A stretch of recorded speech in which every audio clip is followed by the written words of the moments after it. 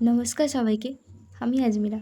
প্রত্যেকে আমার চ্যানেলে ওয়েলকাম। আজ আমি WBSSC গ্রুপ সি এবং ডি এর জন্য কিছু কোয়েশ্চেন তোমাদের সঙ্গে তো শেয়ার করব এবং তার সাথে ডিটেলস সলিউশন কিন্তু বা ডিটেলসে আলোচনা করব। তো তোমরা সবাই স্কিপ না করে ভিডিওটিকে দেখতে থাকো, অনেকটাই হেল্পফুল হবে আশা করব তোমাদের জন্য। তাহলে তোমরা সবাই দেখতে থাকো। একেবারে ফার্স্ট কোয়েশ্চেনটা রয়েছে, মানবদেহের সবচেয়ে বড় গ্রন্থির নাম কি? এটা আমি আগে একবার কোয়েশ্চেনে অ্যানালাইসিস করেছিলাম। অ্যান্সারটা হবে যকৃৎ। তো কেন হবে বলো তো? যকৃৎ বিভিন্ন বিপাকীয় কাজ করে, যেমন পিত্তরস তৈরি করা, রক্তের শর্করার পরিমাণ নিয়ন্ত্রণ করা এবং রক্ত থেকে টক্সিন বা ক্ষতিকারক পদার্থ কিন্তু দূর করতে সাহায্য করে। এই কারণে কিন্তু এটা কিন্তু মানবদেহের সবচেয়ে বড় গ্রন্থি হিসেবে আখ্যা দেওয়া হয় একে।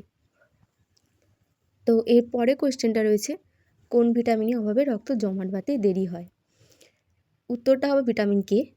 ভিটামিন কে প্রথমদিন সহ বিভিন্ন রক্ত জমাট বাঁধা ফ্যাক্টর তৈরি করতে সাহায্য করে।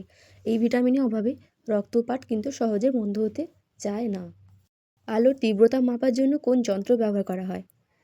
উত্তরটা হবে ফটোমিটার। এটি আলোর উৎসের লুমিনাস ইন্টেন্সিটি বা প্রদীপ্ত তীব্রতা পরিমাপ করে। তো বোঝা গেল উত্তরটা হবে তাহলে ফটোমিটার। শব্দের তীব্রতা মাপার একক কি? এটা আমি আগেও বলেছিলাম, উত্তরটা হবে ডেসিবেল অর্থাৎ ডিবি, যাকে আমরা ডিবি হিসেবেই কিন্তু আমরা লিখে থাকি। শব্দের মাত্রা এবং তীব্রতা পরিমাপের জন্য এই এককটি কিন্তু ব্যবহার হয়ে থাকে। এরপরে হচ্ছে, কোন গ্যাসকে হাসির গ্যাস বলা হয় বা লাফিং গ্যাস বলা হয়? তো এটাকে বলা হয় নাইট্রাস অক্সাইড অর্থাৎ N2O বলা হয়। তো এটি এই কারণেই বলা হয় কারণ এটি সাধারণত অস্ত্রোপচারের সময় চেতনানাশক হিসেবে ব্যবহৃত হয়। এটি শ্বাসের মাধ্যমে গ্রহণ করলে স্নায়ুতন্ত্রের উপর প্রভাব ফেলে এবং হাসি বা ইউফোরিয়ার অনুভূতি তৈরি করে। এরপরে হচ্ছে, একটি ইলেকট্রনের চার্জ কী বা চার্জ কী ধরনের বা আধান কী ধরনের? তো এটা নর্মালি কি ঋণাত্মক হয় অর্থাৎ নেগেটিভ হয়। কারণ হচ্ছে পরমাণু নিউক্লিয়াসের চারপাশে ঘূর্ণায়মান আধান নেগেটিভ, প্রোটনের আধান কিন্তু ধনাত্মক হয়, নিউট্রনের আধান কিন্তু নিরপেক্ষ হয়। উদ্ভিদের কোন প্রক্রিয়া খাদ্য তৈরি করে? এটা তো খুবই সোজা, উত্তরটা হবে ফটোসিনথেসিস বা সালোক সংশ্লেষ। এই প্রক্রিয়া উদ্ভিদ সূর্যের আলো, জল এবং কার্বন ডাই অক্সাইড ব্যবহার করে এবং নিজেদের জন্য গ্লুকোজ বা শর্করা খাদ্য তৈরি করে। তারপরে হচ্ছে কি, মানবদেহে ক্ষুদ্রতম হাড় বা বোন কোনটি? তো যেহেতু বোন বলেছে বা ক্ষুদ্রতম হাড় বলেছে, তাহলে আমাদের মনে রাখতে হবে যে এটা হবে স্ট্রেট ফিশ। তো এটি মধ্যকর্ণে অবস্থিত এবং মানুষের সবচেয়ে ছোট হাড়। তো মানুষের সবচেয়ে ছোট হাড় তাহলে কোনটা? Straight fish. এরপর হচ্ছে, গাড়ির হেডলাইটে কোন ধরনের দর্পণ বা মিরর ব্যবহার করা হয়? আশা করি অনেকেই এই কোশ্চেনটা পারবে। এটা হবে অবতল দর্পণ।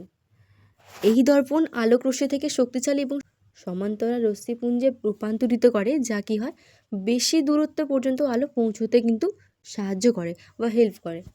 মানবদেহে ইনসুলিন হরমোন কোথা থেকে নিঃসৃত হয়? তো ইনসুলিন হরমোন তোমরা একবার মনে করার চেষ্টা করো যে ইনসুলিন হরমোন তোমরা আগেই পড়েছিলে যে ইনসুলিন হরমোন কোথা থেকে ক্ষরিত হয়। ইনসুলিন হরমোন ক্ষরিত হয় অগ্নাশয় থেকে। অগ্নাশয় আইলেটস অফ ল্যাঙ্গারহ্যান্সের বিটা কোষ থেকে কিন্তু ক্ষরিত হয়। তাহলে যখন অগ্নাশয় হবে, অগ্নাশয়ের ল্যাঙ্গারহ্যান্সের আইলেটস অফ বিটা সেল থেকে ইনসুলিন কিন্তু নিঃসৃত হয়, যা কি হচ্ছে রক্তে শর্করার মাত্রা নিয়ন্ত্রণ করছে। আশা করব এই কোশ্চেনগুলো তোমাদের অনেক হেল্প হবে। তো আজকে এটুকুই ছিল, দেখা হচ্ছে নেক্সট ভিডিওতে। তো তোমরা সবাই পাশে আর এভাবেই সাপোর্ট করো। থ্যাংক ইউ সবাইকে।